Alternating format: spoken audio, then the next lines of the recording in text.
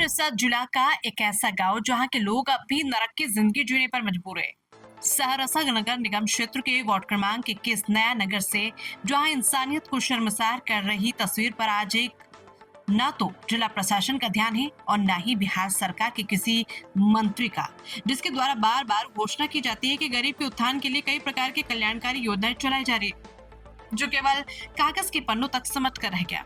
यहाँ के लोगों का कहना है कि हम लोग लगभग 30 वर्षों से रह रहे हैं, मगर आज तक हम लोगों को रहने के लिए जमीन का पर्चा नहीं मिला, जिससे अपना घर बनाकर अपना बीवी बच्चों के साथ सुकून से रह सके। निजी जमीन नहीं रहने के कारण हम लोगों को सरकारी आवास योजना का लाभ भी नहीं मिल पा रहा।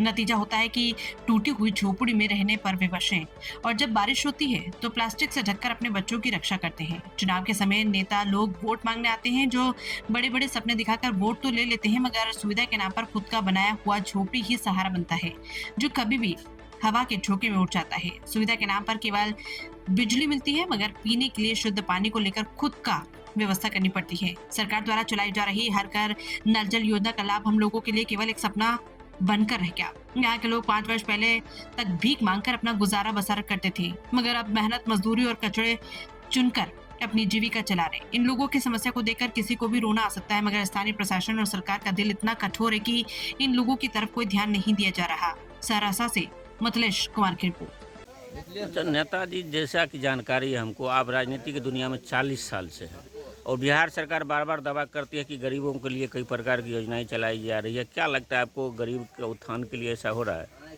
देखिए, गरीबों के लिए उत्थान क्या होगा? गरीबों को कोई देखने वाला है ये न है, कोई सिस्टम है ये न है।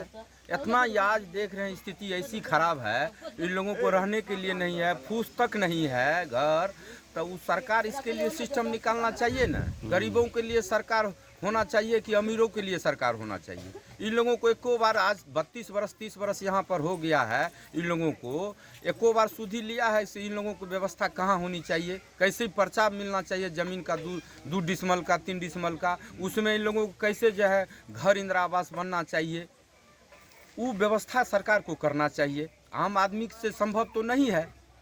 आप सरकार जो है ज़मीन को खोज के बुलडोजर से साफ कराया जा रहा है, तो अब कराया जा रहा है तो इन लोगों के लिए जो है पूरा सफाया करने के लिए घर द्वार झोपड़ी और आदमी पर ही बुलडोजर को साफ करना पड़ेगा, तभी नहीं ज़मीन खाली होगा। अच्छा, यहाँ पर भी पता किए तो बोला कि नल जल का पानी नहीं मिलता है, जबकि नीतीश कुमार कहते हैं कि नल जल का पानी हर घर में मिलता है। इसको लेके क्या कहेंगे? इसका तो जांच का विषय है। अभी एक भी जल नल कहाँ है? ये पूरे प्रचार है बिहार में, जल नल योजना पूरे घर घर पहुँचा हुआ है। अभी तो देख रहे हैं सर आप, कहीं जल नल योजना चल रहा है, कहीं ऐसा लगा हुआ है। ये तो फोकस है। अच्छा, इन लोगों को बिजली तो फ्री मिल रहा है, लेकिन इन लोगों को घर नहीं है, इसको लेके क्या? बिजली क्या फ्री मिलेगा? यो 125 यूनिट है, उसके अलावा भी जो है जलता है, उसका पेमेंट देना पड़ता है, भुगतान देना पड़ता है। अच्छा, आवास योजना इन लोगों को 30 साल से नहीं मिला है। यही न कारण है, सरकार इस चीज़ को ढूंढे और सहरसा के जिलाधिकारी इस समस्या को कम से कम देखे, से गरीब लोगों को कैसे बाल बच्चा हुआ गुजर बसर हो रहा है। नगर निगम अध्यक्ष बेन प्रिया जी तो कह रहे हैं कि बहुत विकास हो रहा है नगर निगम सहरसा का। बेन प्रिया महानगर के आज वह महापौर बनी है, लेकिन अभी भी जो है इनका शुद्धिकरण तो ले, उनका भी तो 2 साल कार्यकाल 2.5 साल होने जा रहा है। क्या बना रहे हैं, नहीं बना रहे हैं, वो भी तो आवे यहाँ देखे। इसका आखिर क्या विकल्प होना चाहिए आपके हिसाब से? मेरे हिसाब से विकल्प यही है कि सरकार को और सहरसा के जिलाधिकारी और नगर निगम के महापौर, इनसे मेरा आग्रह है से इनकी व्यवस्था संपूर्ण समुचित व्यवस्था हो जाए। मकान, रोटी, कपड़ा, इससे कैसे इन लोगों के ऊपर पहुंच जाए, यही मेरा मांग है। और इस भिखमंगा टोल कहा जाता है, भिखारी टोल कहा जाता है, इन लोगों की तमाम जनता गरीबों की ये मांग है। क्या नाम है आपका? रमेश शर्मा। अच्छा, आपका घर इसी टोले पर है जी। क्या क्या दिक्कत है आप लोगों को? दिक्कत है जुड़िया, घर मकान नहीं है। अच्छा, कितना दिन से रह रहे हैं यहाँ पर? 30 बरस से सर।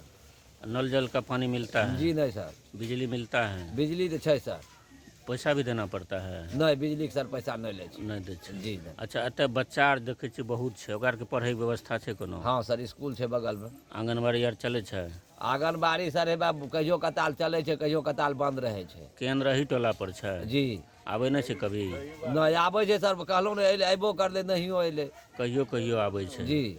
तो सरकार के की कहल चाहे छियै? सरकार से कहबै हम की कहबै सर, जो सबके सिस्टम के सही करे सर। बाल बच्चा के जनसंख्या ज्यादा छै सर, ओहिमे जे मास्टर नहीं ओते ओकरा सरकार वेतन दै छै तो पढ़ेतै ने बाल बच्चा के सर।